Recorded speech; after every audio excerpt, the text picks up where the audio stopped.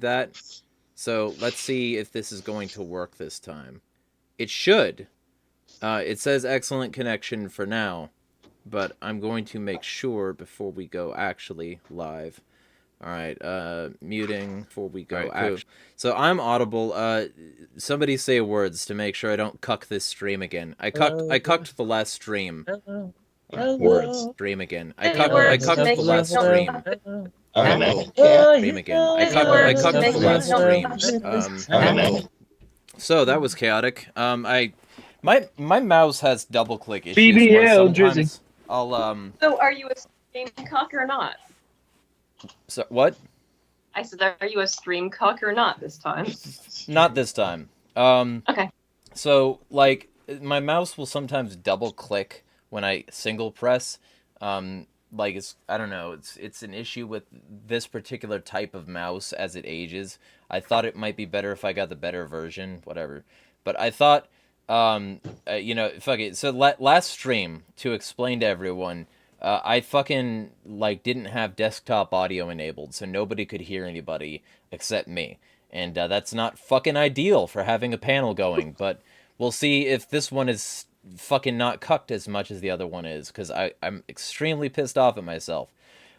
Anyway, general subject. Let me see if I can elaborate and get all this out with as few fuck-ups as possible.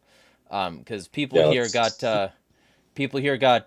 here like half an hour ago, and we were gonna get started already. General wrap up. Tower Gang is a bunch of fascists, and I've had a long series of negative interactions with pretty much all of them. And they're not only fascists, but they're connected to the broader liberty movement in general. And they consistently pull it in a an authoritarian right direction, routinely posting things that are right out of the like Stormfront kind of fucking Daily Stormer playbook, in terms of their treatment of Jews and minorities in general, and women occasionally. And obviously that also includes LGBT people. And so one of the things that ended up happening was that really kicked all this off, to be very specific, I'm not fucking unbiased. I am not objective. It ain't happening. So I don't want anybody to get the impression that the words I'm saying were vomited forth from the mouth of God. These are my imperfect bullshit. Like, I could be wrong about some things, but I guarantee you, if you look into the things that I'm talking about, you'll find out that at the very least, there's some grain of truth. So, before anybody watches this, like, let's say you're watching the recording and not the live, you are free to go check out episode 15 of the Tower Gang podcast. I encourage you to do so, because that is, like, the reason that I started to really dislike these people. Somebody's echoing it sounds like. I don't know who that is. But basically, like, the general, like, thing that happened was a friend of mine at the time, 17 years old, just getting into politics, looking into libertarianism because it looked like a philosophy that could help minorities. And this kid was gay, and fucking, like, here for inclusivity and being treated properly. And in general, what happened was, there was a meeting, a public meeting, in the Libertarian Party, and during this public meeting, he basically said that he didn't appreciate the way the party was messaging and saying things that not only are now agreed to as a whole, as a general rule, but which, at the time, were very controversial because the takeover had just happened. And nobody wanted to rock the fucking boat. Because as people who've been watching this channel for a while now know, quite a few people in alleged libertarian circles are actually just pussies. And they don't want to have conversations about that, which they could do better.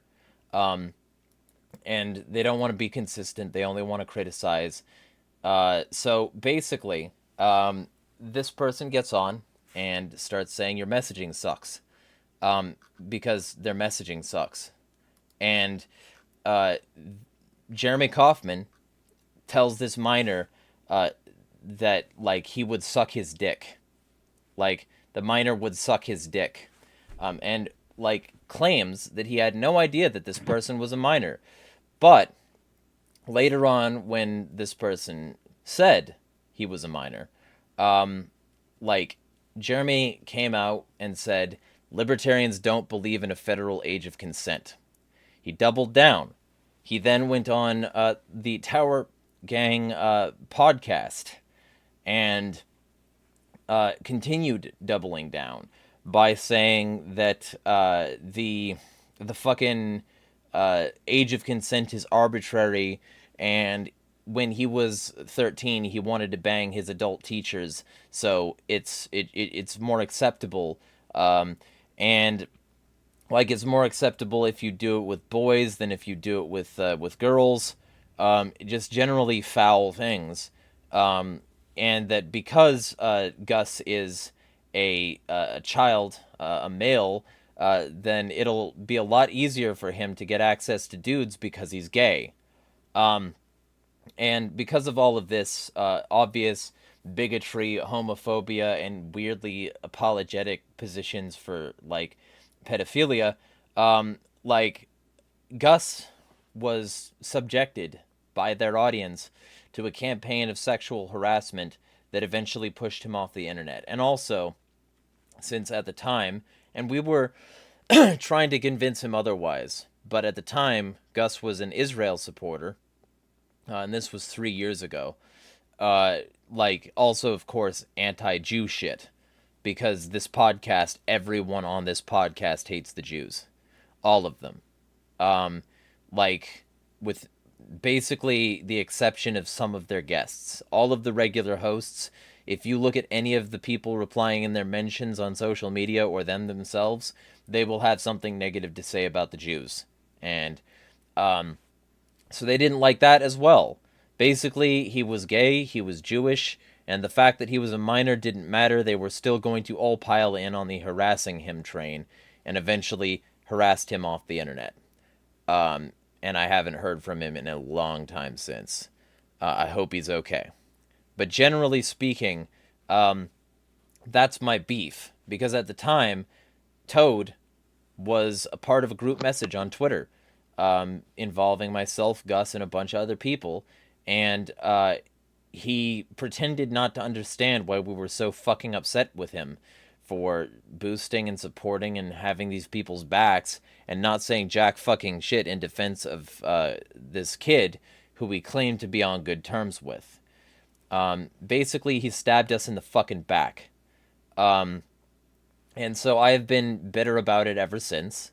And I hold a grudge, a very strong one. I got a freight train full of grudges. I do not let go of grudges. And that informed my understanding of the rest of their shit. So we'll be getting into the rest of that. But basically, this came up because yesterday, one of the guys from Tower Gang was on Outlawed Thoughts, this stream, which has an extremely ironic name because, like, the guy behind it consistently, like, ignored follow-up requests for a stream.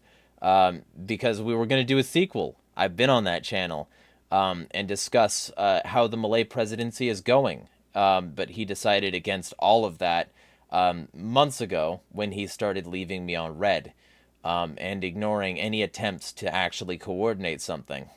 And I know that he could have, because he's had streams since. But he's had streams more adjacent to the, fashy, anti-woke grifter echo chamber. And so he wasn't interested in having somebody on who could potentially violate that echo chamber and lose him subscribers and views. That's what it was really about. And so that's why yesterday, when he had this guy on, and what was brought up, Leighton straight up lied about the situation, downplaying all of it, and pretending that it didn't matter. So here's me correcting the record and saying that the Tower Gang and their audience sexually harassed a minor off the internet, and it fucking matters. Those fascists can go fuck themselves. But they also insulted Rose here. So figured it would be a good thing to start off with, that we get Rose to fire back if she wants to. And then we'll go to Kareem, who was also on there, and in my opinion, being massively disrespected. And then we'll go to Lizard, Hody, Bread, and Bigfoot. So, I'm Rose. By now you all know me. If you don't, oh well. I'm a anarchist without adjectives, aka real libertarian, also a part-time big libertarian. I'm involved in the LPNY State Committee, also National Platform Committee. I should, if things go according to plan, be at convention next week. So I am not super familiar with this situation. I'm not, familiar with the guys from Tower Gang, aside from, seeing, probably in a couple of their episodes here and there. So as far as what happened last night, okay, I was just trying to be supportive of some people who I thought, could have been a misunderstanding. I thought certain people were supposed to be on the stream, and then that didn't happen. I was just supportive. Yeah, so I insulted these guys first, so I'm not going to claim that they insulted me. Looks like I may or may not have started something. I have a terrible habit of starting flame wars on the internet, so I guess we'll see where this goes. Well, to be clear, you didn't start it. They were insulting women massively before all of this, and that was part of the premise of yesterday's stream. So I don't call you the instigating factor in that regard. I think that these people started a bunch of shit, and they routinely do that. About dog brains in Congress or something? Yeah, I mean, okay. I think that they said women... 99.8% of people in Congress are... What do they mean by dog brains? I feel like dogs would do a better job running Congress than these morons. Well, that's what they meant. They meant that they were subhuman. They were dehumanizing women. So, they didn't really need anything other than a non-human animal to, compare them to. And then you had the audacity to fire back with them being bitches. And apparently only one person is allowed to, only one side of this is allowed to compare people to dogs. So, anyway. Well, I'll stand by that statement then. Sorry, what? I said I'll stand by that statement. Yeah. So, Kareem, just to be clear, I think you were massively disrespected on that channel, and I don't think it's the first time you've been disrespected. So here's your chance to say some things that you may have wanted to say but didn't get the chance to on that controlled environment, echo chamber kind of bullshit. Well, okay, so my thing's a little bit different because I didn't have all the background with Gus and all that. My thing is exactly what Keith said. And fine, maybe I'm looking at Keith to, I know we shouldn't have ideals, but if I'm going to look towards something I want to, work towards, then sometimes, I can be like, okay, this person, Zig Ziglar's good at selling, for example. So, and Keith today said, the LP's even goofier than I thought. He said there's a lot of people on the left who, jump on the progressive trend. There's probably fortunately, a lot of people who are self-identified ANCOMs or self-identified, syndicalists who are like, Bernie's cool, man. Oh, I guess we'll try Hillary. And he said, people, and they do that. But he said the LP is also bad in the fact that a lot of these libertarians just care about, smoking weed and making jokes and owning the libs. And that's not really, to me, and that's not really what he's looking for. He's looking for someone who's like, hey, imperialism needs to stop. Inflation needs to, big issues. We need a coalition. So I don't want the libertarian, and he's right. I don't want the Libertarian Party to be looked at, out of all the work we did with LPMC, to be like, oh, we're the party of own the libs, and we're just an edgier Republican party, essentially. And we just, make culture war jokes, because that doesn't do anything to me. That's not really going to change anything. And that's kind of why I wanted to, come on there, and of course he had like current events. We discussed current events, which is cool. But then I brought it up, and how it got brought up was this. I didn't really have much background in Tower Gang until like I looked at Clint was on there, and even Clint was on Spaces, and he's like, "Oh, you're a teacher, don't go to Tower Gang." I'm like, "But Clint, you're part of Tower Gang. Why are you telling people not to?" And then a video comes of Toad where he's like, "I'm a libertarian. I want to run for president. I should be president, and we need to call the cops on homeless people because homeless people are disturbing the hardworking population of America. Unleash the cops." I really hate old Rothbard compared to new Rothbard. So I said, "Hey," and that's how it started. And then the accusation was brought, "Well, Kareem, you're not any better than Toad. You're on the same level." And I said, "How am I the same level? Am I pro-cop?" He said, "No, but you're hanging out with a bunch of ANCOMs and you're reading a bunch of ANCOM theory." And I said, "Yeah." And he said, "Well, you know, that they're authoritarian too." So I argued that. I brought up the German Kaufman thing. Yes, he did. He may. I'm not. I could have pushed the the tunnels joke, or sometimes, you know, I've heard this so much after 9/11 that it's like, okay, I've heard this. Not that it was good, but I could have said something. Probably should have said something. But the argument made about women was like, okay, Marjorie Taylor Greene and AOC do dumb stuff all the time. So they said like dog, you know, and I said that's not necessarily true. You know, good, you know, I don't care what the gender is as long as they have good policy, and if they're good looking, it's also going to be a benefit because people vote on looks. It's very clear. Like Tulsi Gabbard even said that, and with that I agree.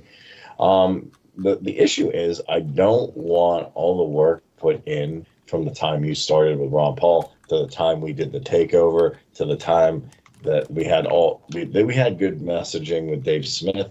In my opinion, I don't want it to be looked at, like Keith said, as the right-wing equivalent to own the libs. That doesn't do anything.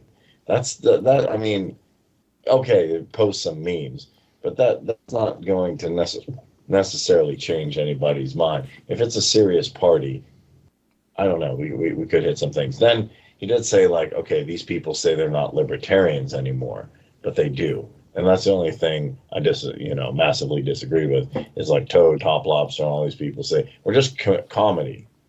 We're not libertarians. I'm like, but you have people in the libertarian space, but you're still associating with it. So it's one or the other. If you don't want to be libertarians and you just want to be random crazy people on the internet, fine. But if you want to actually make the party look good, you want to get something done, then yeah, I get it. Then let's actually like work on some real messaging. And that's the issue. They say, hey, I want to be a comedy show, just, say crazy stuff. But then, and it's not funny. It's not like George Carlin where he had a good edge and he played up a social issue. It's just like, hey, this guy, is this ethnic minority is this. Like, that's not really a joke. You're not a punchline. You're not thinking it out. And okay, fine. I'm not going to police speech, but I'll say, hey, there's free speech and there's effective speech. They don't have effective speech. And they're doing stuff that's really, really not that's hurting the libertarian brand. And that makes people like Keith, who also even putting time in before the Libertarian Party, then, because it went Keith was part of it, then Jeremy, then I guess me and Rose now. I'd like to actually, if we're going to have a political system, I know Appalachian's against that, but okay, we have a political system. It's there. It's a tool in a toolbox. I kind of put some time in. I want to use it, but I don't want it to be looked at as a clown show, like, oh, this is just a circus, the right-wing circus to be an edgier Malay. So that's my thing. Yeah, I mean, I joined for the same reason. I joined the Mises Caucus because they seemed like the only faction of the party that realized we needed to get back to actual, consistent, unapologetic libertarian messaging, as opposed to the watered down crap that had plagued the party for decades. And like to be clear, so And I didn't join an edgelord. yeah. And I've been a 15-year-old troll on the internet, okay? I understand offensive humor. Okay, I've been there. I used to deliberately say shit just to piss people off because I could sit back and, watch everyone get themselves worked up, and it was fun. But yeah. So multiple things. First off, we've got some comments here. Let's start with the ones from Reinhold. The biggest problem with the liberty movement is that it attracts people pushed out of proper society, quote unquote, which includes some of the worst people as well as some of the best. And yeah, that's completely true. Like, the fact that you're on the fringe does not make you a good person, and oftentimes it means that some of the worst people are here. Like, and I've met some of the worst people in these circles, hands down, bar none. So definitely. Rhino, they were just mocking MTG for, I guess, talking shit about some chick's fake eyelashes. It didn't matter. It doesn't matter. None of this matters. But what the thing was that they eventually said, like, they were starting to, like, insult all women, not just her. Insult women in politics, insult women in general. And this happened on the previous show where I got booted as well. Leighton insulted women there as well. Like, they just can't stop insulting women. Like, it gives off incel energy. Reinhold says... It really is a surprise. Go ahead. So is that a surprise? Not really. Oh, I don't remember him doing it on the...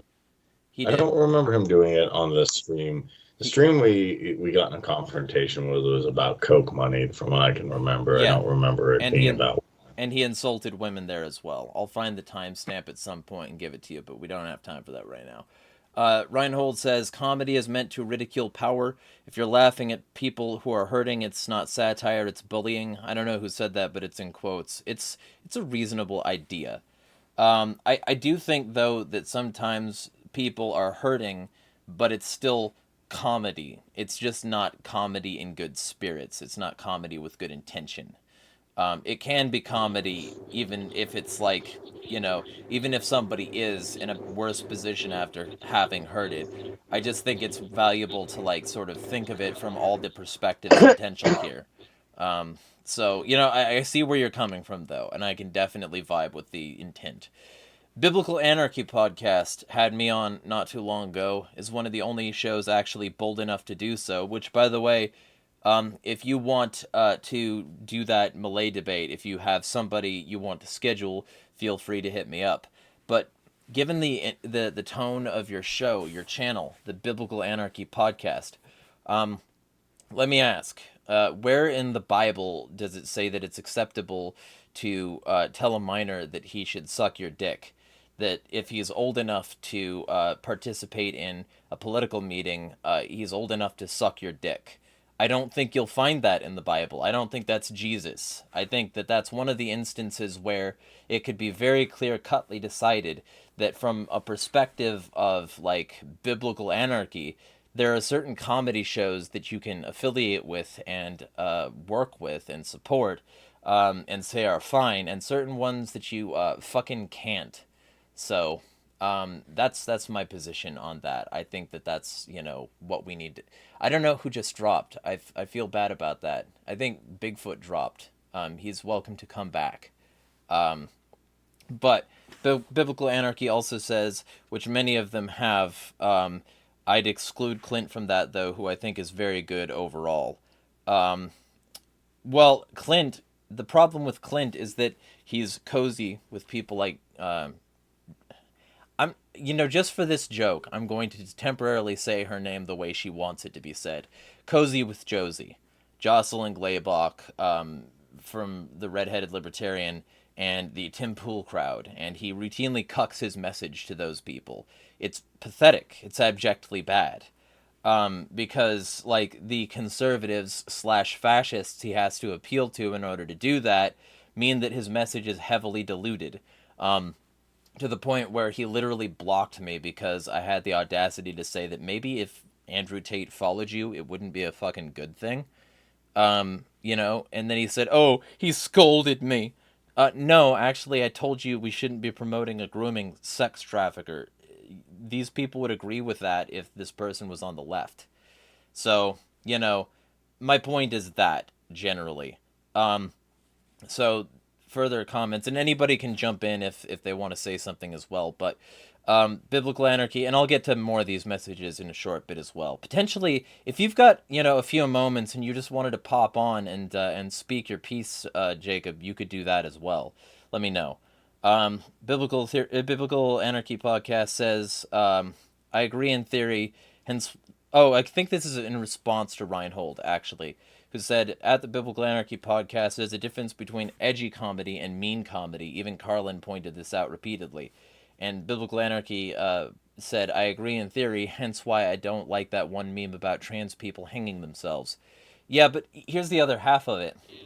Like, it's not just a meme about trans people hanging themselves, it's also a general vibe of anti-trans stuff that comports with the state. That's the reason at this point the Libertarian Party of New Hampshire is telling trans parents, parents of trans kids, to flee the state because it's not safe for you here anymore. And it's not because they're going to do jack shit about the new laws, it's because they actively oppose trans people, and parents of trans people are making it harder for them to do so. So yeah, they're just fascist. It's not just a joke. It's not that, like, that meme comes from that. It comes from that culture. Like, by your fruits you shall be known, as the good book says. So, if you're, Well, if yeah, I mean, like, you have to pay attention to who around you is laughing at this stuff nowadays. Like, it used to be easy to just be edgy and fun, and everything was just fun. But it's turned into the act of normalizing. Yes. Which, like, makes people desensitized to it, and it gets worse and worse. Just like what happened in the podcast you were mentioning, how it started out with just these two statists, and then it was just all the women. I mean, that's quickly. Usually it happens slower and stuff like that. But I mean, like, nowadays you really do need to pay attention to what the people around you think is funny. And I'm going to personally... I don't think that it's policing people. It's just protecting your space. Yeah. I'd like to circle back to that a little bit. I don't think that you should be, like, undermining the insults that were thrown at you, Kareem. The fact that you're made the butt end of a racist joke is definitely not okay. And it's something that, like, right-wing individuals will fucking do to, like, normalize the behavior. They'll make you, like, the Muslim friend or, like, the black friend or whatever. And they'll fucking, like, make all these fucking flippant racist jokes around you so they can point at your relationship with them. And they can be like, look at this. This is okay to do. And it just normalizes the behavior. So, like, you know, you should have a little bit more self-respect in there, I think. And I don't think that you should just, like, simply disregard it as, like, a small underhanded thing, because there's bigger intentions going on there, especially since that group is, like, bringing in right-wing elements onto their podcasts and, you know, posting them and platforming them. Yeah, well, and also, as far as this Leighton individual goes, the first time that he's come around in my Twitter, or I mean, not my Twitter, my Facebook algorithms, he was fucking defending a bunch of fucking pedo accusations that were being flung at him. And come to think of it, it was long ago enough that it might be related to that your friend being chased off the internet. I don't know, though. It could have been something else. I just disregarded it because I didn't know what was going on. Yeah. Biblical Anarchy. I do know that. Biblical Anarchy continues and says, and by the way, I sent you a link on Twitter. If you want to join, you're free to do so. But Biblical Anarchy says, Kaufman is not someone I stick up for generally, as Cody, LOL. I was among the few in the MC who said we should dump him. He also says comedy can be used as a shield, but I generally think it's better to critique the bad ideas and not the comedy, unless the comedy is really bad. Well, in this case, I think it's plenty bad to, like, mock a minor for, like discussions of his sex life, and also say that if he's old enough to participate in these discussions, he's old enough to suck your dick. That's pretty bad. That's, like, objectively not okay. Yeah, Is this chick Brad, by the way? Who finds that funny anyways? Like, I don't understand. Shitbags. That's just ridiculous. Yeah. was going to say, opposition to Jeremy Kaufman and the LPNH Twitter in general, like it seemed like that was actually more widespread based on, what conversations I had with the New York Mises Caucus chapter. It seems like it just kind of, I got the sense that no one really wanted to say this out loud to like leadership or something, which I feel like that is kind of a much more widespread problem. No one really wants to be the one to, say, okay, I think we should stop allowing this kind of messaging. Yeah. Even though tons of people were thinking it, they're like, this is completely undermining what we're trying to do here. Like, this is actively harming our messaging and, our ability to get support. Yeah. Well, and hey, that's where I come in, because a world full of people who say, hey, don't rock the boat. I'm a fucking hurricane. I will not shut the fuck up for a second. Is biblical anarchy Jacob Winograd? Yes. Yeah. Okay, I kind of think. Yeah, I'm not very good at They being they quiet spy out either. people to fucking be stagnant like that on purpose, though, because it makes them easier to fucking control. Mm-hmm. Like if you're dealing with like masses that are afraid to stand up, then like you can just say and do whatever the fuck you want to them, and that's really what we're dealing with, sadly. It's been one of my biggest criticisms that, like, we should be able to come out and say, like, we should be able to list our criticisms. I think, groups like the Mises Caucus got so, like, the leadership got so used to so much, like, constant criticism, much of which, like, I will say, was bullshit. Like, there were a lot of accusations lobbed at people that were just over the top ridiculous, to the point that I think that they got to the point where they're like, where people started acting as if any criticism was just all bad faith or, done deliberately to undermine what they were trying to accomplish. But I guess my point is they kind of swung too far in the other direction. And it led to a situation where you can't give any criticisms, or else you might be called, a saboteur, or accused of, not being supportive enough or not being on board with what they want to accomplish. And that's bullshit. Like, you should be able to say, look, I don't think, this tactic is going to work. I think this is going to actively undermine our messaging and our ability to continue to recruit people. Or, in my case, blocked on both Facebook and Twitter from their pages and banned from their group. Hey, man. Not only does it make it hard for other people to stand up and talk at all, when it does make it hard for people to stand up and talk, the people who end up being stubborn enough to do it anyways, they take way more fucking backlash because people aren't standing up to talk with them. Like, no one can do this on their own. I don't give a shit what kind of anarchist you are. You can be as individualistic as you want, but you're not going to do this by yourself. Reinhold says, they aren't funny. They're attempting to use comedy as a mask to justify being cruel. Yep. Reinhold also says the quote was Terry Pratchett, one of the best comedy. Oh, yeah. Love Terry Pratchett. I've read some Pratchett. Carlin, are they actually using Terry Pratchett for their shit, though? That sucks. No. No. Reinhold quoted him, and comedy is meant to ridicule power. That one. That was him, apparently. Oh, okay, yeah. Yeah, sometimes edgy humor is funny. Other times it's used to test the waters. Yeah. And but you can be edgy without being fucking a bigot or being cruel. In fact, if you have to be a bigot or cruel to be edgy or funny, you're not actually edgy or funny. You're just copying all these other people, like doing the same old thing. Like, it's not edgy. It's just lame. It's running just the subroutine over and over again, the same crap. Yeah. It's NPC behavior. I actually watched a documentary recently that I think I'll link here later. It was talking about the clown's place in anti-state action and how, like, clowns have, like, utilized their acts throughout history to, like, undermine the state and push, like, anti-state messages. And I don't think that's what these people are doing, but I think that a lot of people could actually benefit from that documentary, because clowns did have a place in anarchy and still do today, in a positive way, not like the way fucking media portrays Joker to be or anything, But And also to reiterate, I sent you a join link if you decide you want to, Jacob. Reinhold says, if the person making the joke thought it'd be funny, they're evil people and should be called out for that. Trying to pretend that isn't the case gives them cover they don't deserve. Yeah, because fucking, like, and this is the thing, like, maybe you could make the case that it wasn't known that this person was a minor at first.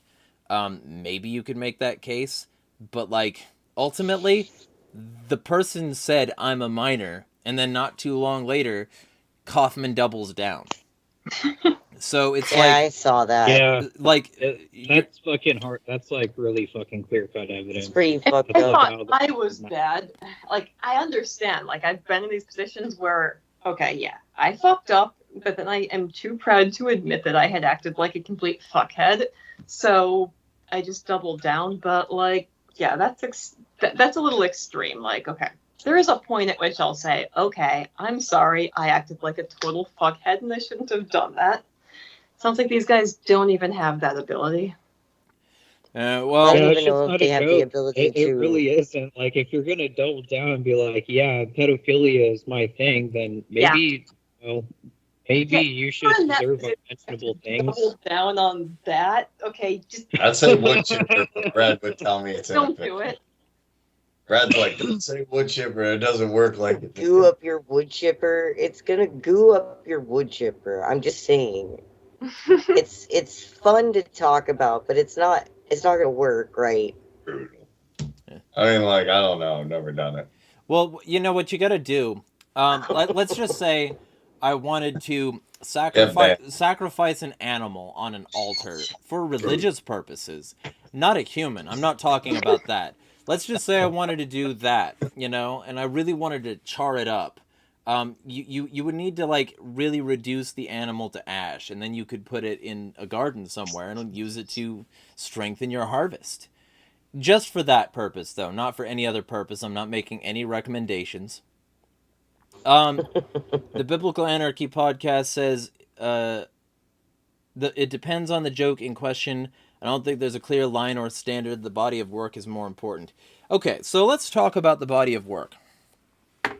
Because if you, for instance, did a search on Twitter for the most recent tweets involving Top Lobster, who makes their merch, who is like the guy who decided their aesthetic. He's a graphic designer. He's not too terrible. I'm not, gonna insult that. But what he did was cultivate and create an audience of truly terrible fucking people by his body of work. And the body of work that these people have now is demonstrated by those who, like, affiliate with them. If you look up, just do this. Like, this is all you need to do. Ideally, if you're blocked by a lot of these rightoid cunts, then do this on an alt. Like, look up just Top Lobster in a Twitter search, and you will find, basically, you cannot scroll a single page without somebody celebrating their ability to say slurs of one variety or another. Celebrate bad things happening to black people, to trans people, to Jews, to a variety of things, like to a variety of people, to a variety of situations. When you scroll and you see this, you know the culture they created. And if you look at, and this is just Top Lobster, it's similar on the others, but that's the worst example you'll get, especially since Top Lobster literally got famous for Elon Musk supporting one of his tweets, where he was saying that that Jews, like, drink adrenochrome, and that, like, you could either have that and Biden, or you could have Mel Gibson and be fit and ripped like this. And so Elon Musk replied to him and said, fucking Mel Gibson is that jacked at his age? And that got this guy an absolute ton of fucking presence and, like, popularity and shit. And that is how it's been in these circles. Criticize a minority, fucking, like, talk about, like, oh, it's always the Jews or something like that. Be consistently antagonistic and fash accepting. And that's their body of work. And if you look at their, like, actual podcast episodes, it's no wonder. It's like, you know, their album art for a significant period of time there, their podcast episode art was like happy merchants and other sorts of like anti-Semitic or otherwise racist or etc. phobic fucking like thing. That's their body of work. Their body of work is being disgusting, bigoted pieces of shit. And the fact that they have people on who are okay with that, for instance, Ryan Dawson, for instance, Owen Benjamin, for instance, I forget this one, Elijah Schaefer, like, the fact that they're okay with these people on it says everything about their body of work. That's the reason these people in the search that you could do respond the way they do, because they have primed their audience against the Jews. They have primed their audience against black people. They have primed their audience against LGBT people and migrants. They have done all of this so that they can force, like, well, not force, but, like, push really hard their authoritarian right-wing agenda. That's what their body of work is. So even if I didn't criticize their jokes, which obviously match with that, I could criticize their body of work just fine and come to the exact same conclusion. And that's why, when I criticized one of them, Jose Gallison, for on his own personal show having Thaddeus Russell on, and I said, and like I wasn't remotely, you know, fucking overly rude, right? All I did was link Thaddeus Russell's article defending pedophile rapist Roman Polanski, who drugged a girl and then raped her. He defended Roman Polanski.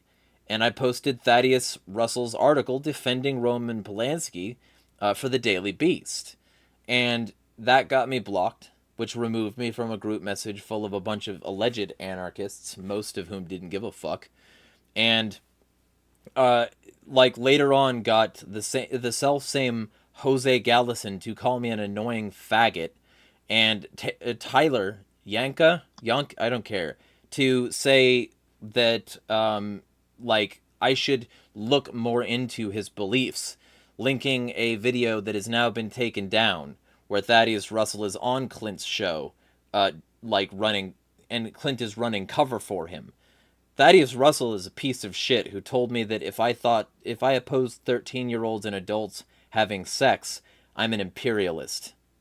This is not somebody I care to, you know, fucking cater to. The Tower Gang are full of a bunch of weirdly obsessed with this subject little cunts, and they're all racist and otherwise bigoted, and the general vibe that I want to give off is that their body of work is ass. Their body of work is fucking cancer. Those are some fighting words. So I'll step in here real quick, because I Well, they're not wrong. like a sense of humor is a tough thing, neurologically even, to try and figure out where it comes from. It's one of the most difficult things. We actually are close to kind of analyzing anger, breakups, romance, love, where that kind of thing comes from. And humor's all over the place. So it's hard to reduce it down to like a formula. And I think that that's a good thing. I think one of the things is we kind of should let our spirits and conscience guide us on what's funny and what's not. Part of the reason that some of these people are like, well, we're not saying anything. Look, like Family Guy can make this joke, and why can't we? Well, the thing is everybody knows where the writers of Family Guy stand on it. They know who Seth MacFarlane is. They know where they stand on it. If they don't know where you stand on it, or you strongly indicate that you actually believe what you're saying, then there's a problem. So I am friends with somebody who worked on Jeremy Kaufman's campaign. He still likes Jeremy Kaufman to this day. But he's like, oh, Hody, you should so get into this dude. Like, he's really funny. He doesn't mean anything he says. And I'm like, so that racist stuff, he's just like horsing around. He's like, well, yeah, he's a racist, but like there's like other stuff about him that's like really funny, and you'll get on board with it. And I'm like, okay, here's the issue is like your friends don't even know, right? Jose, actually, it's great that we have Biblical Anarchy in the chat. Jacob's awesome. I like him. While on Jacob's show was actually like, listen, I just I don't mean anything I say on the show. I just talk, I say whatever. And then actually, while he's talking, like in his same monologue, he goes, but it gives me a chance to kind of vent all these things that I say and believe, and Yep. and so I guess it is kind of me on the show. It's just this dark side of me and these problems. So here's the thing that I also want to get into, and I think it's very important, is when we talk about body of work or message, because a lot of people are like, well, the message is right. I just don't like their method of doing it. The method is everything. I mean, the method is everything. Because here let me give you an example here. Like, I could agree with Jeremy Kaufman like 100%, but the issue is that because he's associated with Defend the Guard, and they talked about this, you can listen to actually the explanation from the LPNH guys on the political orphanage with Andrew Heaton. When Defend the Guard got struck down in New Hampshire, and New Hampshire is one of our most libertarian states, so we're like, what the heck happened there?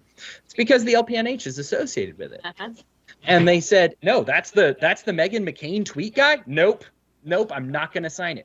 The state is looking for an excuse to be evil. Let's not make any bones about that. Even the LPMC is aware of this, right? So as soon as you give them the excuse, they will clutch onto their excuse and go, no, thank you. So the Defend the Guard will actually pass in other states, and the legislature's actually stopped handing it over to the governor of New Hampshire.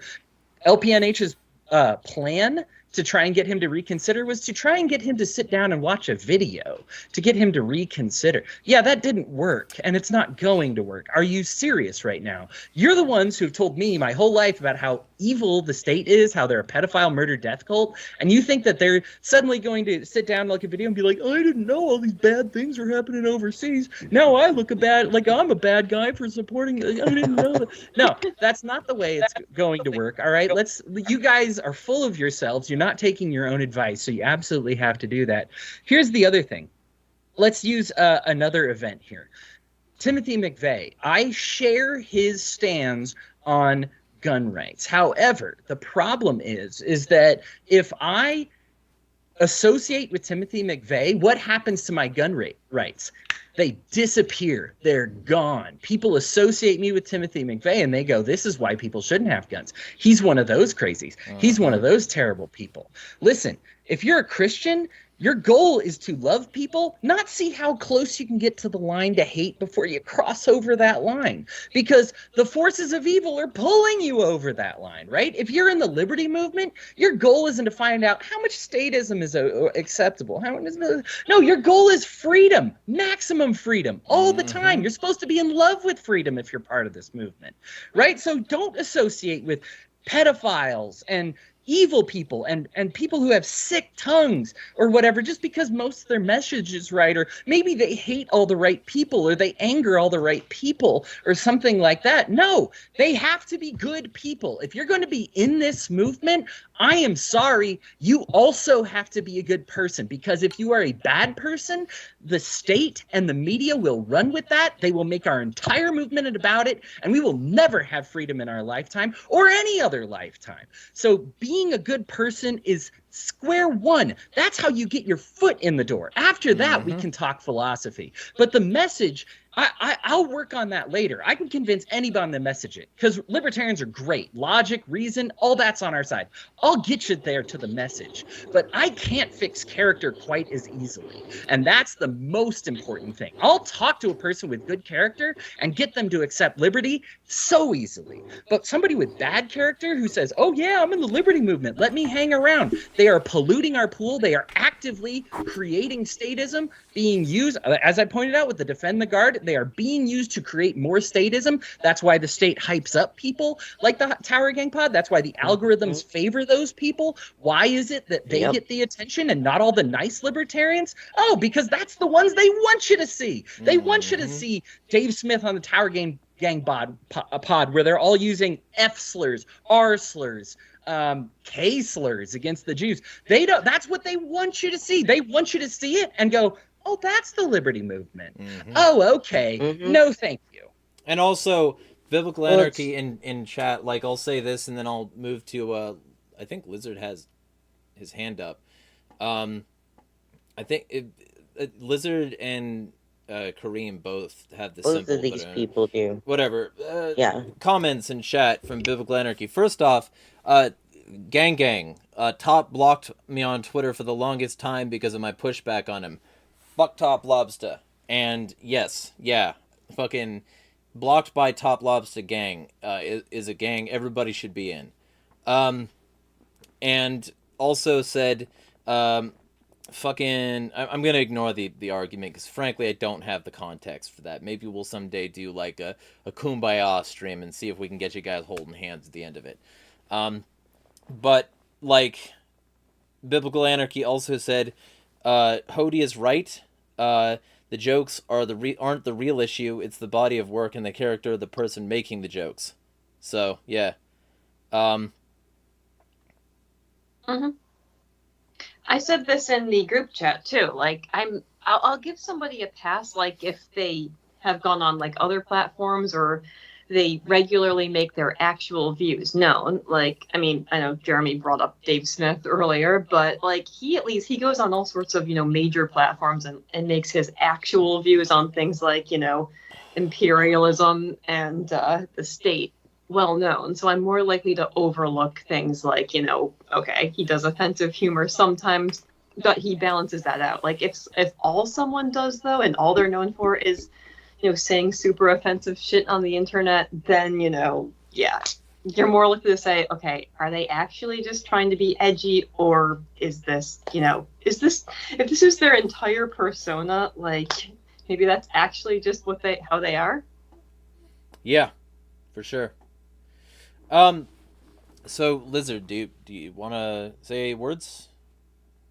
If not, we'll go to Kareem.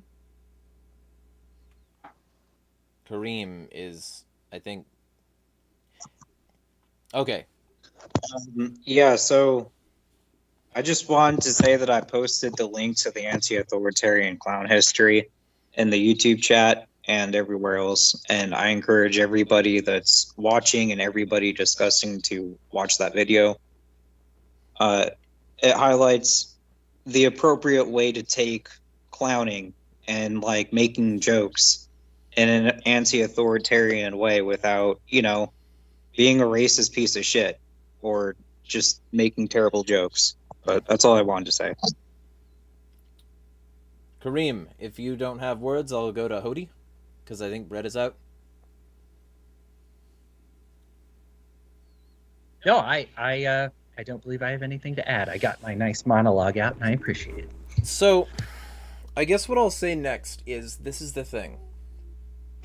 I'm a big fan of knowing people by their fruits. And I have seen so many examples of this podcast being authentically just fascist and supporting just fascism and having people on their podcast who support just fascism. They had Owen Benjamin on. That's not an anarchist. That's an authoritarian right-winger. They had Elijah Schaefer on, also an authoritarian right-winger. They will have anybody on their show that they can get away with without getting their show taken down or whatever. And they'll do it even if that person is an abject authoritarian. They're not principled. They're not libertarians. What they are a bunch of hacks who clung to the libertarian label because it made it easier for them to justify their mentalities and their actions in their own personal lives. And they follow a very similar path to the, thin libertarian kind of mentality, but, with an even more authoritarian flair, which is, as long as you're not breaking the non-aggression principle directly, what you're doing is not against libertarianism and it should be allowed to happen. That's horseshit, because there are plenty of ways that don't directly aggress against people that are very bad for people, very bad for everybody. And to claim that, there's not some sort of cultural necessity in libertarianism, I used to be a thin libertarian, and then I grew up, and then I realized that there's, a whole big world of actual libertarian praxis and theory that we need to, realistically look at. And we can't just be well, I don't like the left, so as like I'll protect property with my NAP, and then everything past that can be as fascist as I want it to be, as long as I don't go toward the government too much. And like, no, there comes a point where you're just supporting the new paradigm that is exactly as aggressive and controlling as the government. And it's that point that these people reached and passed a long time ago. That's what their body of work is. I'm going to throw it to Kareem and then Rose. I think, there's a subculture, and it's becoming the mainstream culture of people who just like, well, I own the libs. And I'm not necessarily a fan of the current manifestation of liberals. We can get into the whole discussion of what that is, what people think it is. I get people can say, well, liberal means a classical liberal, and I'm more sympathetic to that, even though I'm not necessarily a fan of the federalists, but fine, the anti-federalists, okay. But but just like saying, oh, okay, I'm going to own the libs, this is what I'm kind of getting tired of. At first, I'm like, yeah, okay, libertarians are cool. They're trying to replicate what Ron Paul was doing and take it further. And some of them are. And some of them are just, in my opinion, trying to make some noise, and I share memes. I'm not saying don't have fun, don't use humor. I think those things are important. But what I am saying is, if the entirety of your goal as a political movement, a spiritual movement, as a movement of education is just to make fun of some people and then just say, hey, I own liberals, or I made fun of gay people, or I made fun of trans people, or I made fun of Jews, or I made fun of that, you probably need to look and be like, what the heck am I doing? Because even though some jokes, you might find funny, it's not helping your movement, it's not helping you, it's not even helping, in my opinion, the like broader liberty movement around you. Because then people are going to go like, what the heck is this? I think it'd be much more effective, and I've talked to Angela even about this, if we dropped the culture war stuff and Mises started to work with C4SS and said, hey, we're right market anarchists, you're left market anarchists, we can disagree on syndicalism versus anarcho-capitalism, which I have my own thoughts about that. I've talked to Fee about that, and they agreed. We can have that, and I think that's the debate I'd like to have. Well, and in the future, like the near future, one of the things that just occurred to me, now that you've said some words, it lit a little spark in my fucking skull. I want to do a 4-on-4 melee style, but controlled, actual logical, framed and moderated debate. I will moderate the debate between liberals and radicals. I want to see, and like, if I could get, for instance, like Josh Ekel talking to Jacob Winograd, like things like that, I think that it'd be an interesting experience, to say the least. Let me see if I can get that going. I mean, I'm one of those rare people who's followed by everybody who hates each other, so maybe I could get them all on board with hating each other publicly. But it would have to be, like, actually logical, and give each other time to say your words. People have to, like, not talk when the other person's talking. It'd be structured. It would probably last 3 hours. But I think it could actually be pretty beneficial. I'll try to get that going at some point. That would be a crazy experience for sure. Of the people who haven't blocked you, yeah, they all seem to hate each other. You have, like, on the one hand, you have, like, Nazis following you, and then you have... You should get AP Liberty to debate me, because apparently my position on we shouldn't have nuked Japan, I don't know. I think nuking Japan kind of violates the NAP and is maybe unethical. The LP just needs to remove people who are blatantly unlibertarian. Well, okay, I don't care. Yeah, and like, that's the other half of it. He's not even... So, he says that the NAP... That's a hard line there. Yeah, he says the NAP is an ANCAP suicide pact. That's what Austin Peterson calls it. He doesn't even believe in the non-aggression principle. He's not even a right libertarian.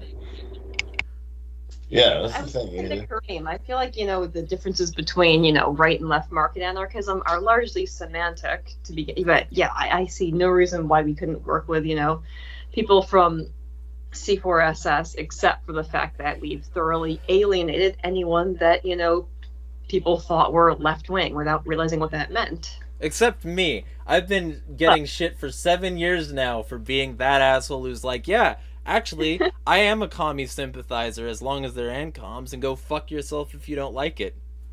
Well, I mean, I'm pretty used to being called a communist for advocating exactly what Rothbard and other libertarian theorists have by people who have not bothered to read the philosophy that they claim to follow. So, yeah. At the last convention, oh, God forbid this happen again, that Amash got up there and quoted Mises and they booed him. I'm like, guys, that's Mises. They're like, yeah, screw him. I'm like, I get you can boo Joe Jorgensen because it's boring, but you're booing Amash quoting Mises. This is not helping. And I don't even agree with it. Deliberately deceptive, but they walked right into a trap. Like, I saw that because I was watching the streams. I'm like, oh, fuck, I know exactly what he's doing, and these retards are going to walk right into it, aren't they? Yeah, and like, here's the thing. Look, I still like you, Robert Murphy. Come back to me. I still like you. I likes what you're doing. Let me be very specific and say that I think that he's, like, usually pretty principled and consistent. But oh, yeah, didn't he block you, though? But, motherfucker, you blocked me. And you blocked me because I said something that makes sense. If you're going to tell people that you're a libertarian and also a Misesian, somebody who is a Misesian is following the Misesian liberal tradition, which means that you're saying that it's libertarian to be liberal and liberal to be libertarian, which means you interchange the words in your own thoughts, in your own praxis, and if Amash does the same fucking shit to show you that you might not have read the fucking source material, then that's when you eat shit and shut the fuck up. So, when you blocked me, Bob Murphy, and accused me of moving the goalposts because I made this incredibly based and extremely logically consistent point, you kind of tipped your hand in your tribalism. I hope you can see, please stop being fallacious in this regard, Bob Murphy, and come back to the fold. So eat shit and shut the fuck up, but also please unblock me. Yeah, right? I'm the best of both worlds. He made some posts after that. He's like, about blocking. He's like, I used to think it was weak to block people because, it's an admission that they're bothering you. And then he's like, but then I realized it's like saying you can't swat a fly because it's an admission that it's bothering you. Well, here's the problem. Like that, I wonder if that was just a reference to him having recently blocked somebody. Mm-hmm. I don't know. Robert Murphy is a pretty decent economist in my opinion. Oh, I like him. Oh, and he's one of the only people who stood up against Thaddeus Russell when Thaddeus Russell was being a pedo. Yeah, so I have nothing bad to say about Robert Murphy's book. Chaos Theory is actually really good. Has brought people to the ANCAP sphere. What I will say though is yes, I think economists do play with definitions quite a lot to sometimes manufacture a consent that doesn't exist. Just kind of like how Robert Keynes said, oh yeah, just print money. And I'm like, what? It's like, no, it'll be fine. It's like, no, this clearly won't work. Like, no, we'll make money in the short term. It's cool. Oh, and so Biblical Anarchy in the chat says, we'll set up a Malay debate, by the way, sometime in June. Yeah, that'll be actually perfect, because I'll be going on the Bad Roman podcast in June as well, so that'll be 2 Christian Anarchy podcasts in 1 month. And if anybody else wants me on their show for some reason, if you want that smoke and you want to have one of the people everybody fucking hates on their show, feel free to hit me up. It'll make your show, like, at least 10% more edgy and radical, but in a way that won't piss off the people you should be trying to reach out to, who are currently being legislated out of states. So yeah, don't you get like hate watchers every time you go on somebody's show? Yeah, literally there's somebody in my comments right now saying, by the name of Jameson, this might be the most pathetic podcast I've ever tuned into. Well, hey, isn't that good for you? This ain't even a podcast. There's not an RSS feed for it. I don't have this set up to podcast. This is just a stream where we're having a normal conversation. And there's going to be one of the things that's fun about this channel. Can we bring him on? He should join. Yeah, I don't think Oh, this has God, been no. going on for over an hour, and I think we're soon to have run this particular Hey, subject's course. And we've also got the one When you think tomorrow. something's pathetic, but you fucking bother to comment on something because it bugs you so much. Yeah, I own you, bitch. And so like fucking. Free rent space. And so like they will always be in my fucking shit. They'll always, but I take solace in the fact that I bring that heat to somebody's program, and at the very least, it'll be a conversation people will turn into. I got the feather in my cap of like when I fucking was on Jacob's show. I got better viewership than Mike Rechtenwald. I am the fire. I bring. So you're that more heat. entertaining than a potato. Good Yes. Yeah. Oh. A potato that constantly licks like a fucking reptilian. If anybody might be. Anyway. Biblical Look, I like him as a person. He's actually very nice. Biblical Anarchy says, I actually like Equal personally. Would be happy to debate him. No. I'll see if I can get something set up. Like, look, I don't hate You're Equal. like a fucking warhawk. I don't hate Equal. I just think he's fucking wrong about a lot of shit that he won't reply to. He also has the echo chamber cultivation personality where, like, he will not respond to any of my criticisms of him so far except a spelling error once, which means that he sees them. He sees all the shit that I've said, and he still has not addressed them or shut the fuck up. I just want Josh Eagle to either address my points that he's not addressing or shut the fuck up. That would be nice. One of those two options. Because this middle ground bullshit where he just says shit to engagement farm and then gets the fucking... Fucking CIA shill. Of course he's not going to answer you in a... Yeah. So yeah. I've got severe problems with him. Has their own thoughts. You're talking to a fucking CIA shill. Okay? And a native. I will bet any amount of money that he's getting paid to, promote. I know him. He's not, but I understand why you think that. I do not. Yes. I probably would tear him apart worse than Jacob, to be honest. So. Well, we can all you can both be on the radical side of this. Okay. Well, if he's not being paid, then he's even dumber than I thought, and so I don't actually know which option is worse. Well, then the other half of it is that he might be like, even if he's not getting paid by the CIA or NATO directly, he could be being paid by Twitter because he's a blue check. So like he could like the engagement farmers piss me off because it's like you can't tell whether or not they're being completely genuine or whether they're just joking about being pieces of shit, but they're that either way. Like I could go hours about this little cunt named Matt Wallace on Twitter. Matt Wallace 888, he's a piece of shit. He's a fascist and a liar, and like he fucking leverages his bigoted fucking fascist audience to like there was this one thing where George Soros, I guess, was in the water in a swimming suit with some like buff dudes around him, and instead of like being like, hey, maybe these people are there like as a protection for one of the most hated people in the world and they're like bodyguards, or they're to like make sure that he doesn't drown because he pays their fucking rent, he just said they're gay with no evidence. None! And fucking, he got so much fucking positive attention for that. He just constantly says that. He'll like, I could go on about him for like, here's some flight patterns. I'm going to claim that they're odd with no evidence and then claim that we're about to go to World War III. That didn't fucking happen, bitch. And he'll just constantly do this. He'll act like, alert! I have some secret information, and then you'll go to the YouTube video and it's either taken down at that point because the rage bait worked, or it's fucking like, bait. And at the end of the video, he's selling you gold or a survival thing.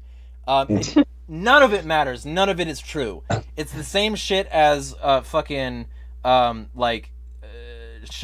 Tabatabai of the People's Voice, Your Newswire, etc. Always lying. Products? It's the same thing as fucking what's the fuck? Creation 247, The Art of Purpose, who, like, even the most well-meaning libertarian might share an image from that motherfucker occasionally, and you find out that all this motherfucker wants to do is sell you a course on how to rage bait on Twitter. Ah! I fucking hate these people. I want very bad things for them that I can't say on YouTube. So I'm not gonna.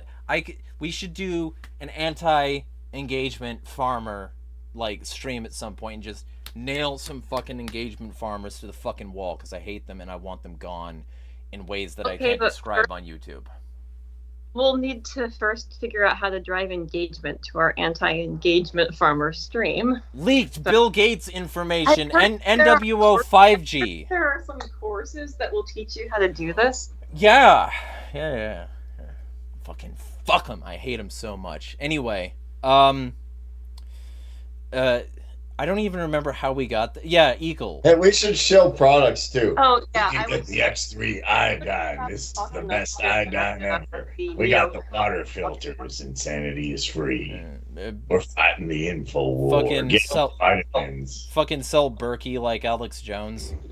Alpha Brand. I'm not gonna lie, I'd never even heard of the Eagle person until I noticed that like most of the anarchists I have contact with that go after pieces of shit yell at them all the time. That's all I really know is that Yep. people I know yell at them all the time, and that's the only reason why they come up on my feed, because I don't follow them. They just show up because everybody yells at them all the time. Fucking yeah. Yeah. The only impression I have is that they're dumbass. and see, they're not. He's not dumb. He's just. Look. Okay. To be fair and balanced, Eagle, if you're watching this, you're not dumb, but you need to listen to people. You need to actually interface with what they're saying. You need to research your claims before you make them. You need to walk back claims that you made that aren't true, like the ones that I wrote about in my article about your fucking pro-Biden bullshit. You need to actually be a liberal instead of just shutting yourself off to like outside information and pretending that other people's input in the marketplace of ideas does not matter. Be what you claim people should be. Don't be the kind of person people like Tower Gang would want to strawman you as. Be better, Eagle. You're not stupid. Stop acting dumb. Anyway. Are you sure about that? You know what? You know what though? Trying to sell something though. Equal isn't that bad. There's people worse than Equal, obviously. Way worse. Like way worse. Like I mean, like, granted, me and James, I'm trying to get James Lindsay attention. James Lindsay full varsity, because he's apparently based AF, but he doesn't answer anything. If you guys know who that is, but he's anti-communist, but he puts collectivist statements out all the time, which is interesting. So that's one thing. But the issue with Eagle is he claimed to be a libertarian for a while, but then he's for NATO. He wants to give aid to Ukraine. He wants to go all for these neoliberal policies. So he does push, and I don't know if he's pro-Israel or not. I can't really. He dropped that label though. Pro-Ukraine, pro-Israel, pro every single fucking war that the U.S. empire starts. Every single war is, this one's different. We're anti-war, but this one is totally different. No, fuck that. Okay, I've been in anti-war circles since I was 15. Every single time there's a war that breaks out, it's that story from the fucking, war apologists. Oh, this one in particular is different, okay? Previous ones were bad, but this one is necessary. No, go fuck yourself, okay? Same shit every time. It's the same with Austin Peterson, too. It's like, well, it's an interesting thing that people say we just had to do it. But when you ask them, why did you have to do it? It's like, well, was it WMDs or whatever? No. I'm not even okay. Maybe I'm jealous of Genghis Khan's reproductive capabilities, but I don't think Genghis, at least he wanted to get resources. Like, okay, Temujin needs resources. We're going to conquer things. Not good. We didn't have free markets. We do now. So why do we need to do it? For the stock market, for Raytheon, for special interests? What that's the thing they never explain. We just had to do Hiroshima. Why? Well, they wouldn't surrender. Well, question, were they actually potentially a threat, or could you have just waited it out? Or did you even have to do that? And why does every military expert say no? And why do you have to give money to Ukraine? Every military expert, including Douglas McGregor, says it's a bad idea. I tend to, and it's interesting, even when I post Smedley Butler, who is the most decorated general, or one of the most decorated generals in all of American history, people still say, no, he was a socialist. No, he wasn't. No, he wasn't. Or he was this or that. It's interesting. Yeah.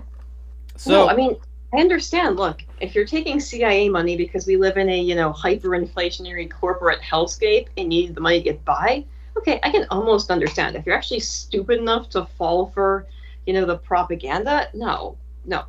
You're a liability. You should not be anywhere near anything considering itself libertarian. So here's the thing. Just two things. All right. Money. The first thing is, funny enough, in chat, Biblical Anarchy is saying, here's the issue. Eco might as well be controlled opposition for the LPMC because he's one of the best recruiters for them, which is a reasonable point. It's true. And every time I'm pissed at the Mises Caucus, and then I read anything from these fuckwits, I'm just driven right back. I'm reminded of why I was attracted to the Mises Caucus in the first place. And then secondly, he's not stupid. The thing is that it was also the opposite. Okay? Just to be fair. Because Mises Caucus and a bunch of these alleged libertarians were bigoted, toxic, and otherwise evil. And he experienced that and sort of got pushed back into the normie sphere because he's like, at least I'm going to get treated better here. Look a weak fucking cuck then, okay? You become a war apologist because someone called you mean names? No, go fuck yourself, Eagle. Not any more of a weak cuck than the people in the Tower Gang who are driven into the authoritarian arms of the fascist right. Okay? Where the hell are these people's balls? I'm hoping Eagle can come out of this on the other side, actually coming to the surface of libertarianism and coming back to the label, and this time with maybe 90% more libertarianism, because. And I mean, yeah, I get really frustrated too, but I've never become a war shell. Yeah. Biblical Anarchy says, I actually agree with Jeremiah and Rose. See, this is the reason I sent you a Skype link in your Twitter, but I guess you have things we'll figure something out. We'll get you on the panel. We'll get you talking.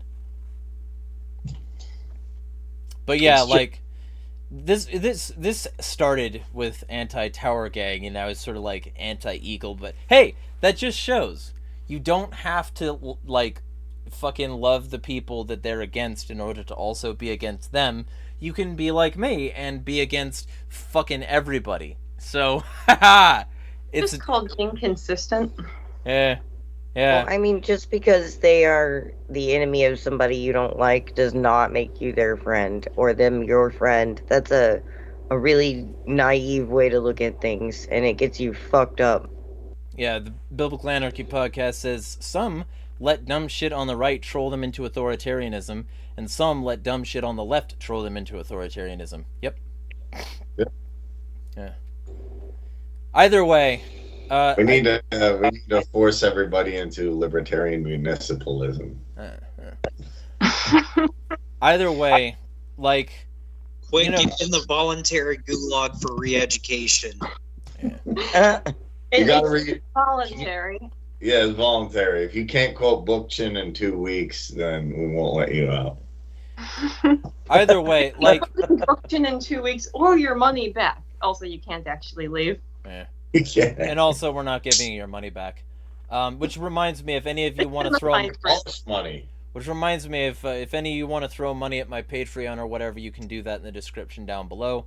Also, me, I need to get to a convention and I'm broke. Yeah, and if you want to get, if for some weird reason anyone actually wants to support me, yeah, if you want to get any of these people to convention, I think Kareem is going to give these two a ride as well. I don't know. But I was just gonna say that I'm trying to get there, and I could use support. Yeah. Yeah, we need to. Yeah, honestly, I'm gonna come up with a plan because we got limited time to get Liz and we need to get Rose there. So whoever can, definitely. If we're gonna get good libertarians there, help Rose out with funds and help Liz out with a ride. Maybe I'll hit up the Arizona Mises Caucus. I'll ask somebody to see. And Chris, since you're asking, and this is your first comment in this stream, if you need graphics or a simple website, I could hit me up. I could actually do some work if you want some stuff selling. But mostly not selling anything right now except philosophy and principles. You're fine, Biblical Anarchy. It's whatever. Shit happens. Either way, actually. Aggressive there? What? Sorry, what? Did I get too aggressive there? No. Okay. That's one of the things. If I have fucking people on my show, shill your shit. The point of this is networking, not I am a fucking just a dude, it doesn't matter. Every one of these people has goals of their own. Support all of them. Oh no, I meant towards Biblical Anarchy because you said you're fine. I'm like, no. Did I get too aggressive pushing back on something he said? No. So he was saying he didn't see the Skype link in his messages. Oh. That's fine. But what I was gonna say is, if you do want to come on the same show tomorrow, we're gonna be having a big sort of panel on the consequences of late Rothbard and sort of the antidote to the paleo strategy. Yeah. So we'll be talking again tomorrow at 7 p.m. Eastern. If that sounds like something you want to get involved in, I can shoot you another join link at around then, Jacob. Let me know. Because I think that right now, among anything, that's a really good subject to broach. And given the fact that these fucks in Tower Gang are trying to employ the paleo strategy, it's actually a good sequel to today's episode, which was honestly, I wanted this to be as principled as possible, so I'm glad we got there, because the other purpose of it was a shit-talking session, because fuck Leighton and anybody who supports Tower Gang. But, let me be super clear that, there's principles behind this. So if it sounds good to you, then feel free to hit up the stream, and we'll get you a link for tomorrow as well, Jacob. But everybody, shill your shit and start to sort of give a closing statement, I guess. Who's first? Okay, Rose. No, I feel like I pretty much said all I needed to. I feel like I've already talked enough shit and should not start any additional feuds of this moment. Being on anything positively associating with me and not calling me a piece of shit is gonna get you shit anyway, so. Oh, okay. Well, stop being a piece of shit then. Yeah. Goes to the convention. Now I'm immune from, So, issues. Hody.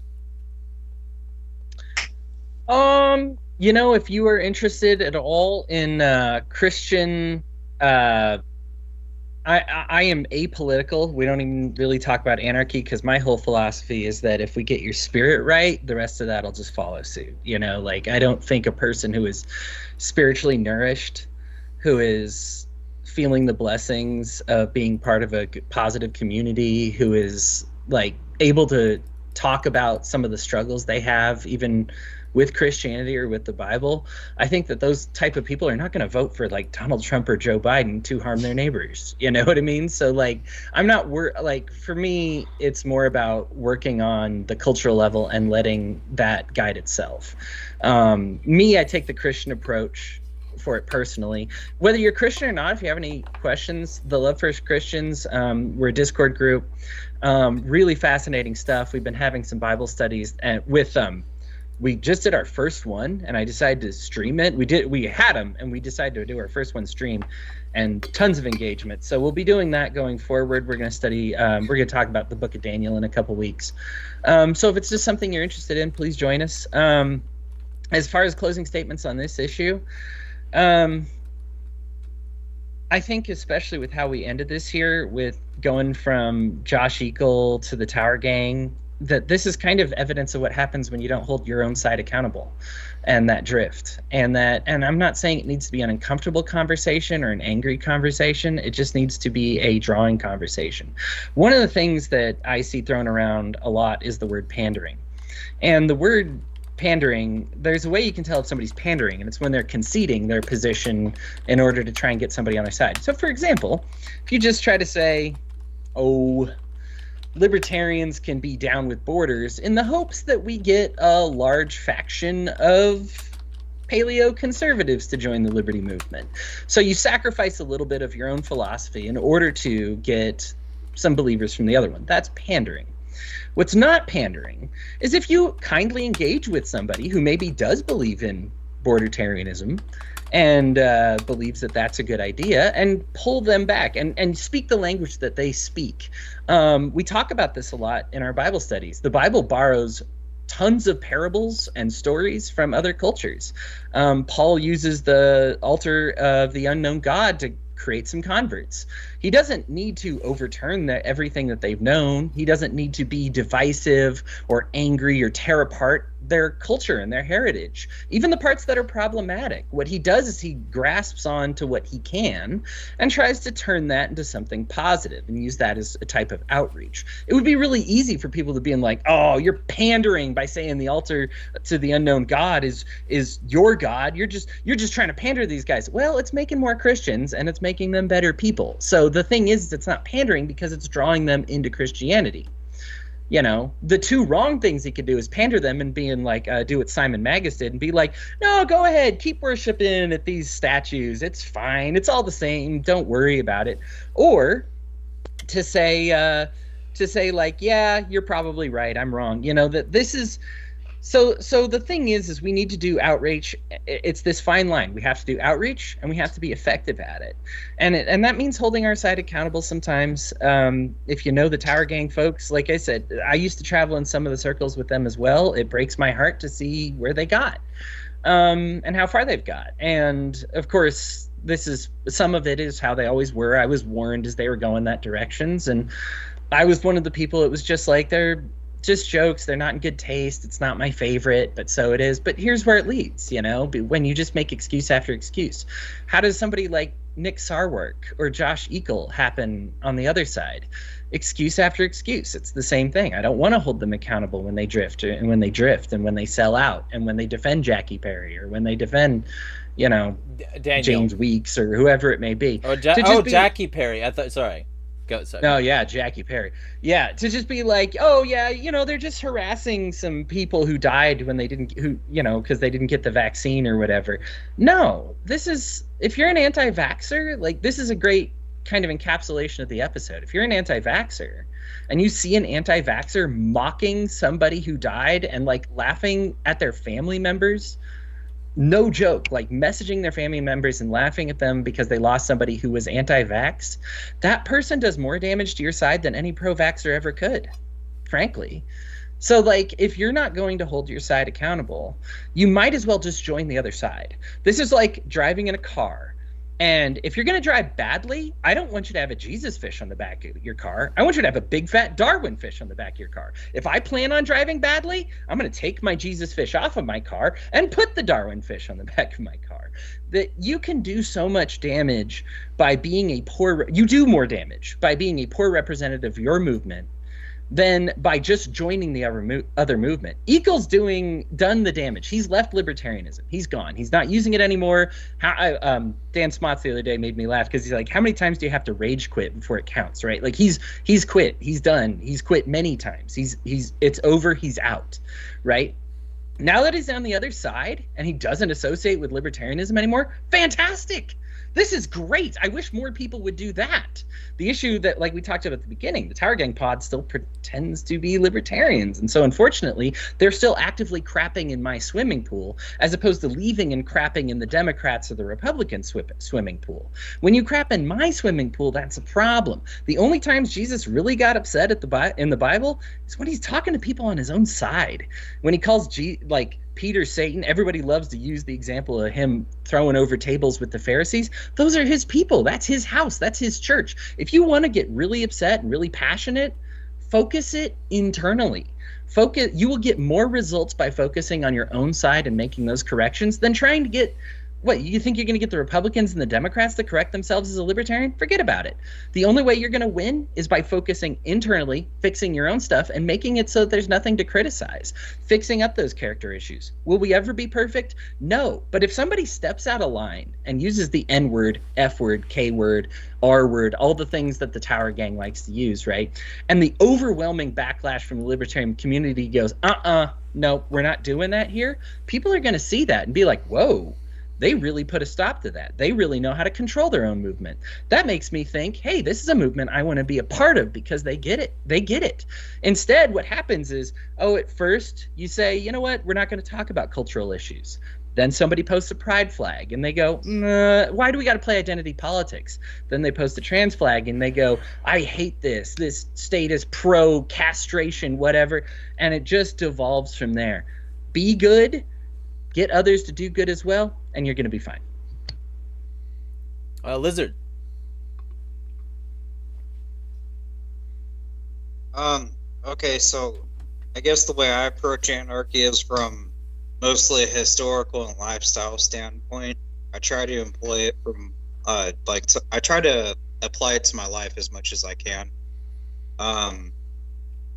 And I don't live a very orthodox lifestyle, and I try to help people realize how they can establish parallel society around them.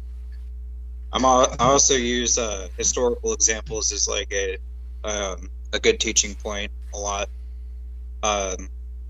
Like today, I put that anti-authoritarian clown video in the history of them and how they did their work, because it was appropriate for today's discussion. I think that a lot of people could actually learn from that.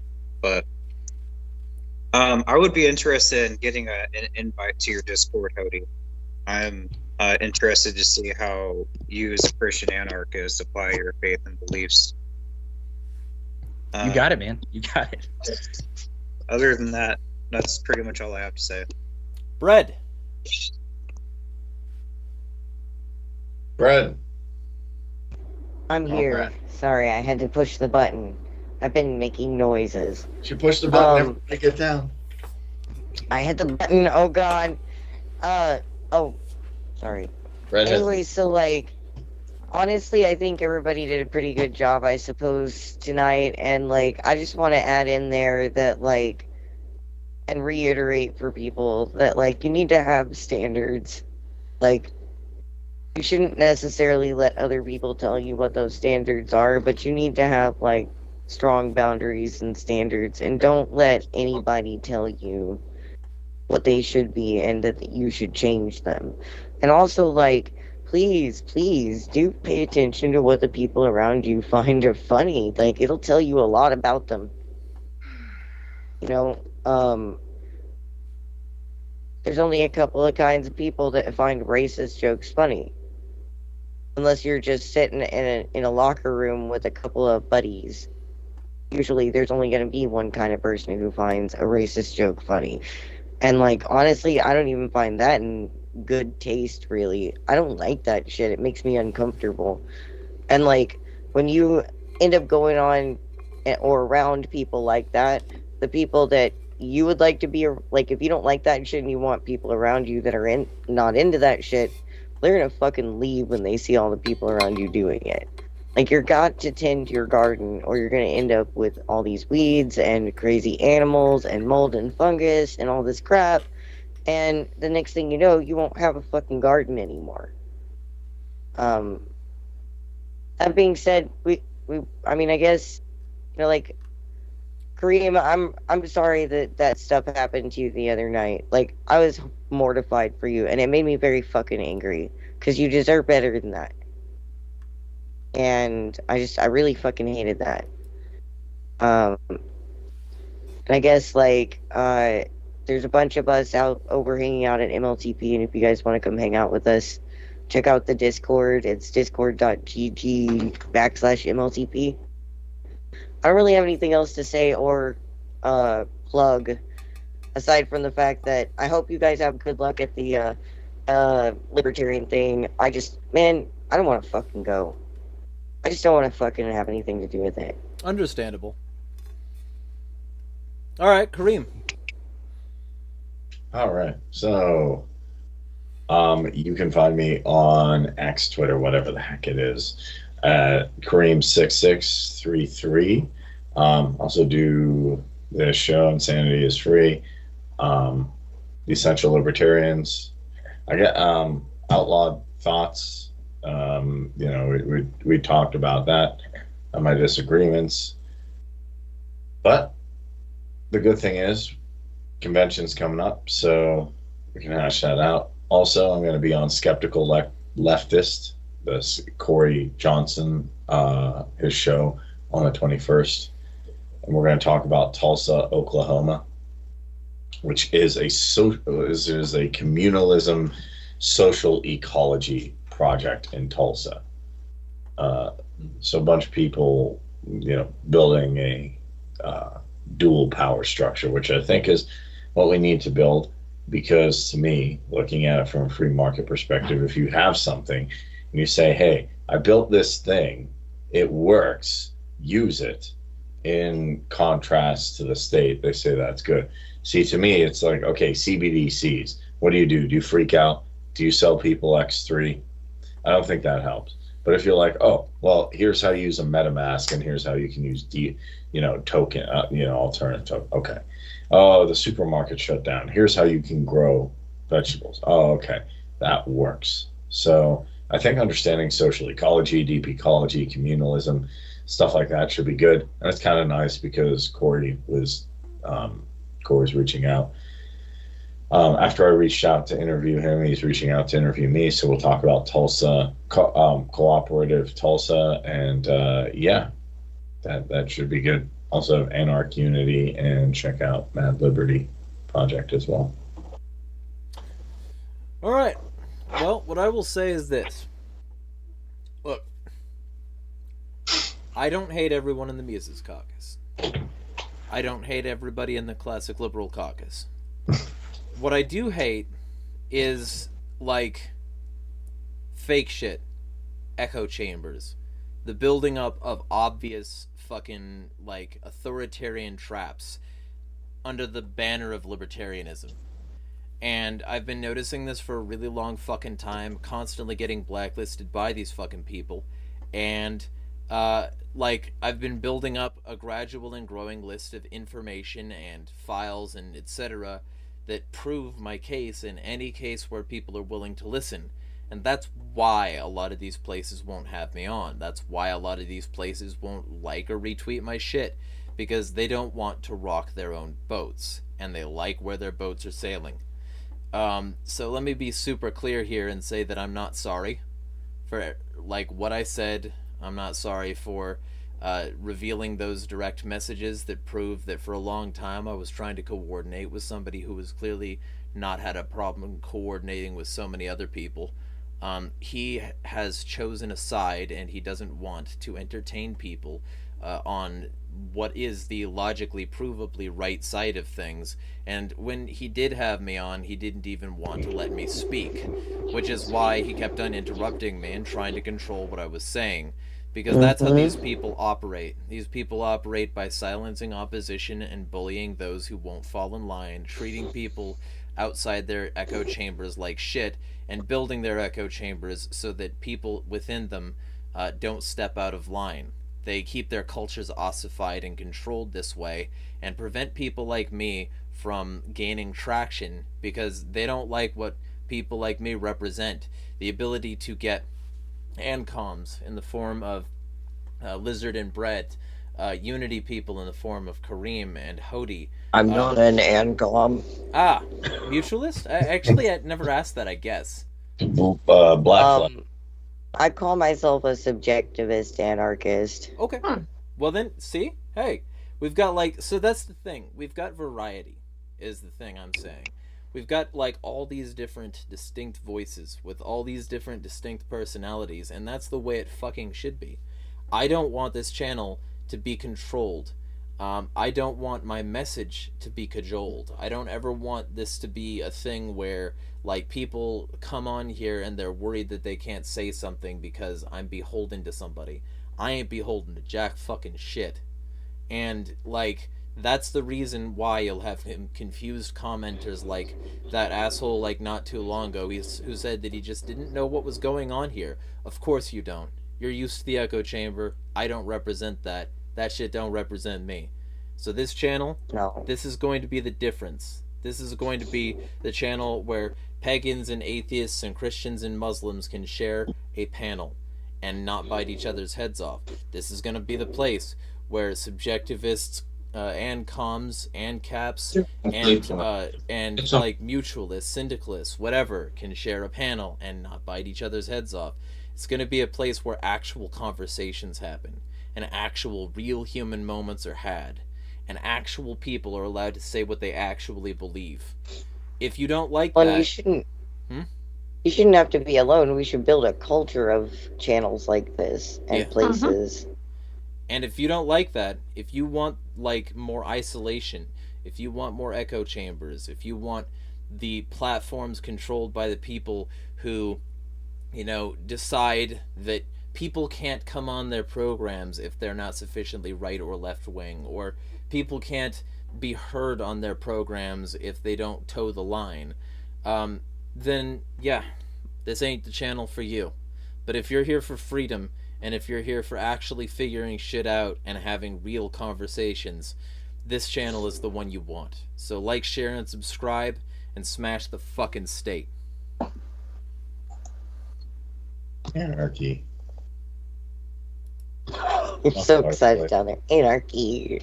I'm gonna go. Hey Brad, I'll bang your one.